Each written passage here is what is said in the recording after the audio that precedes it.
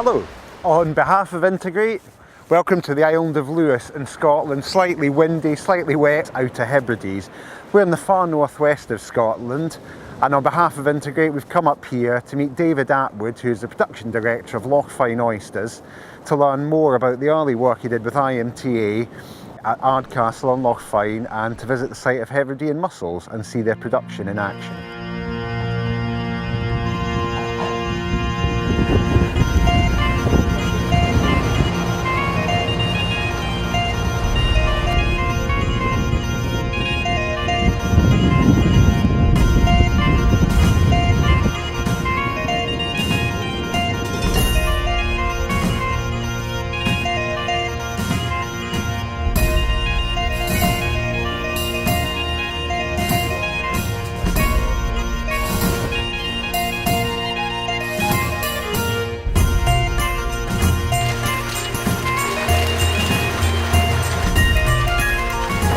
So this has taken like 2.5, nearly 3 years to get these to come through. And in a bit, and that will be full, that'll be about 600 kilos in there. Then we'll put it on the crane, move it away and keep going, yeah. Loch Fyne Oysters operates oyster hatcheries, oyster grow out sites, mussel farm here in Lewis, the Isle of Lewis, and it also has seafood and smokehouse, oyster bar and shop at Loch Fyne and Candu. And what the principal thing that we're doing up here in Loch Rogue is we're mussel farming. Loch Rogue is a very sheltered sea loch, and we've got a number of mussel lines in here, and you can see it going along in the background. This typically is a 400-metre line, and we spend a lot of time building up our biomass here and using the latest New Zealand equipment to farm mussels. I worked with the Scottish Salmon Company to set up an IMTA site at Ardcastle in Loch Fyne. And at that time we didn't know much about IMTA, but we went through the planning process. That was actually far easier than I thought it would be. You know, salmon farming tends to have quite a lot of work to get approvals, same with shellfish farming. But this IMTA site was a mixture of seaweed and shellfish aligned to salmon farm, and we got approvals through very quickly. It got through Marine Scotland and the planning better than I thought it would. And within 6 months we had a large site approved for IMTA. It sort of fell between the cracks a little bit. Salmon farms have to have impact assessment surveys. This one didn't. It was really like going for a shellfish farm, and the planning authorities understood the requirements for a mussel farm or an oyster farm or queenie farm, but what they didn't understand was the seaweed bit. That sort of fell through the middle, and there wasn't any plans for that. But it was put through as a major development, and we did consultations of the local community councils and things like that, and the fishermen, and we had very little resistance to it. In fact, it was actually encouraged. The first thing was, it was very important not to impact in any way in the salmon farming operation. Salmon farming operation is a highly skilled method of farming. You need to have the cages, have well boats and access and feed boats and divers and all these things around it, and I was aware of that. So what we did was we set up a grid system actually upwind of a salmon farm, so we knew it had to be robustly built, so we did all the modelling with software to make sure the moorings and everything were right, and we put that in. We couldn't integrate it actually into the salmon farm, and we built a large site with 10 long lines as a grid system and installed it. And then we started to learn more when we started to go live with it. We probably bit off more than we could chew. But we thought, well, let's have a go at everything. You were breeding seaweed at SAM, so we thought, well, we'd like to have a different trophic level, so we thought we'd have some seaweed. We were very keen to get the seaweed locally. So I think we were working then with 3 different species. You were providing us with spools of seaweed, which was seeded onto strings, and there was quite a learning curve in how to actually deploy that into the sea. And we got quicker and better at it over time, didn't we? And we did that over 3 or 4 year cycles. The complexities of it was getting it deployed, getting it in at the right time of year. We got successful crop. We got the first commercial crop of Alaria escalenta off of it.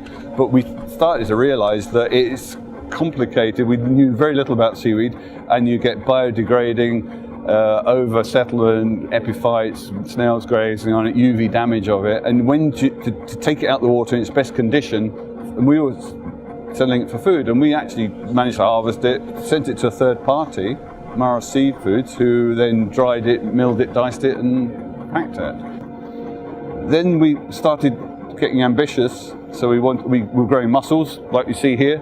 That's easy to do. You put the rope in and the equipment, and you see that here, what you need for a mussel farm. So we were doing that, and we grew mussels, no problem. Similarly with oysters, we knew that we could bring in Crassosigiga, specific oysters, and we could grow those subtidally in enclosures. That wasn't difficult to do. But then we thought that we could try settling queen scallops, and we did some trials with this, and we're incredibly successful with queen scallops. Queen scallops arrive at a certain time of the year, at a certain depth, and if you settle them right, you get lots of them. So we thought, wow, this is the way to go. And then we grew them in pearl nets and lantern nets, and took them to market size and sold them. But it was a lot of work. And then final species we had, we wanted an echinoderm, so we had two types of sea urchins. We had the common sea urchin and the green one. We really wanted the purple one, but we couldn't get that because it wasn't endemic to Loch Fyne. You could find it in Col-and-Tyree, but nobody had seen it there, so we were very worried about introducing a species to there. So yeah, and they grew well. When we put the site together at Ardcastle, we came across a couple of the sort of operational things were challenging, if you like. Seaweed we were okay. Deployment, we finally worked out ways of doing it, and you don't get it right first time in IMTA. It's a big learning curve, and it's not a learning curve on a monoculture. You're learning quickly on lots of different things. So initially, quickly found out that what we couldn't do is grow lots of species off a grid system from the surface, because the things that they're grown in, the apparatus they're grown in, needs to be deployed differently. So mussels, okay, we know how to do that. You can see what we're doing here. We're all right with that.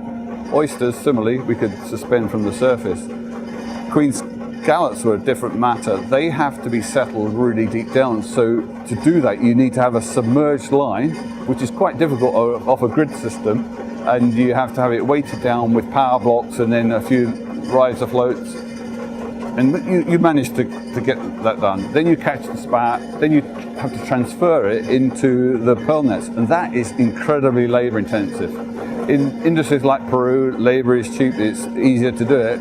We have no mechanisation, and so we're doing a lot by hand, stitching things together. And then you have to then quickly grade them again, because they're getting fouled or they're growing so fast. You have to sub them down, divide them, put them into lantern nets, get down, and then what we started to find was that we were getting biofouling that was landing on the queen scallops. We were hoping to grow a perfectly clean queen scallop, and yet we found they got scratched, and then there would be superior worms and fouling coming on them. So there were these challenges, and we eventually moved to a plastic enclosure, like a plastic tube, and that was much better. Similarly with the sea urchins. Sea urchins are incredible animals. They will chew their way out of anything. And so when you put them in one thing, you think they're going to do well in it, they actually do better in another. Look at this, for example, mussel farming. We're mussel farming using the New Zealand system, and this is the sort of boat that you would need to do mussel farming. And you're talking in the region of £500,000, £750,000 investment just on the vessel and some machinery. You need to have a decent crane, hydraulics, you need a stable working platform. Aluminium is good because it's light, manoeuvrable. You need it to be jet propulsion so it doesn't catch ropes. Twin jets. We've got New Zealand hauler, declumper, singulator, elevator, and three-way grader. And that's just one part of this process, because what we're trying to do is to make it labour efficient, to get the cost down, to make the product profitable. Because at the end of the day, IMTA has to be profitable. Well, that's how I see it. You need a business out of it. But what I do see is that rather than having an integrated I2 close together, you can have a whole lock system. And up here in Loch Road, you've got mussel lines, we've got salmon farms, Scottish salmon farms are operating here. We've also got seaweed coppicing. We've got wild seaweed being harvested, Ascot Island, where they're going around and coppicing the seaweed.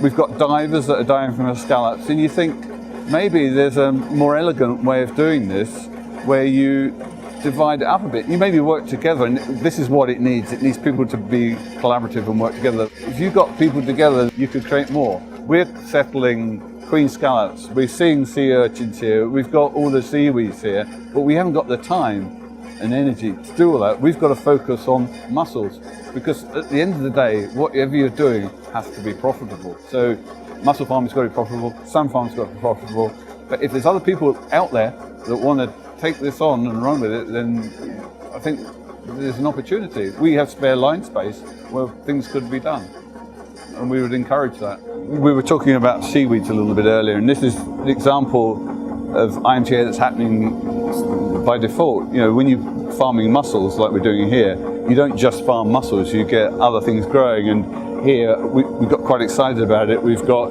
Saccharina tissima, sugar kelp growing in abundance. All right, it's coming to the end of the season, but that's a wonderful product. We've got dulse here.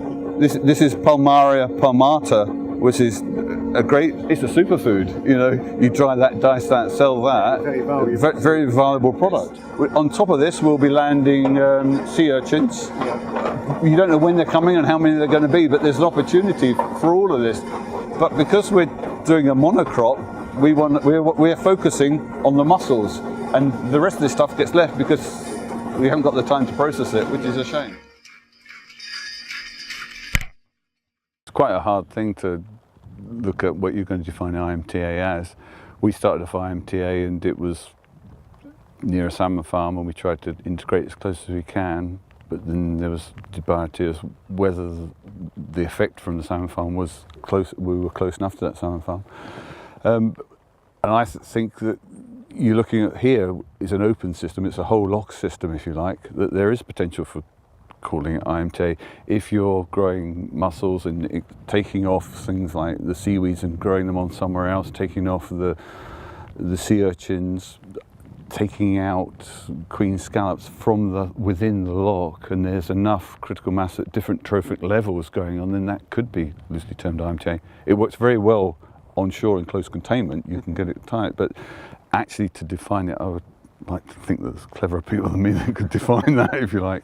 We talk about monitoring. Monitoring is important. You need to know what's happening. It was very difficult when we were doing it even very close to salmon farm for the fluxes of where the nitrate and phosphate was going. But we did prove, in the case with the salmon farm, that we balanced the nitrate and phosphate out of all the input that came from the feed, because there's an input going in there, and we worked out that we could balance that by taking that out and extracting that out there. Whether it was directly related, but the shellfish that was growing with it balanced that, and that was a big win out of that project. Looking back, we were probably over ambitious with it last. We went big. Sometimes big isn't best. Maybe it's better to grow organically, but we went for a reasonable sized site. What we quickly learned is it's very difficult to do a lot of things well all at the same time. It's easy to do a monoculture and grow mussels, grow salmon, but when you try to add everything together, it becomes very complex. We're also growing new species that hadn't been grown together before from a hatchery from the seaweed, which Sam's are providing us with. So we're on a really steep learning curve for all of this. And looking back, I think I would try and hone it down, make it smaller, less species would probably be better. Once we got it set up, we had a huge amount of interest in it when we were constantly taking people down. And I actually think that out of IMTA, aquatourism is probably a really good spin-off benefit off of it, because there is a real disconnect between people that understand about salmon farming, that understand about mussel farming, shellfish farming. So it could be all put together and work quite well. And maybe there is a financial case to do that. Whether you could get IMTA accreditation, I think that's a little further down the track. I think you've got to establish it first, get it up and running. You can get these accreditations in isolation. ASC particularly is probably a good one for something like aquaculture. Whether you can put another one over the top of it, there's a risk that you can actually confuse the consumer with too many accreditations. And it's also, when we've looked at it, this willingness to pay. Is the end producer prepared to pay that extra premium on these things?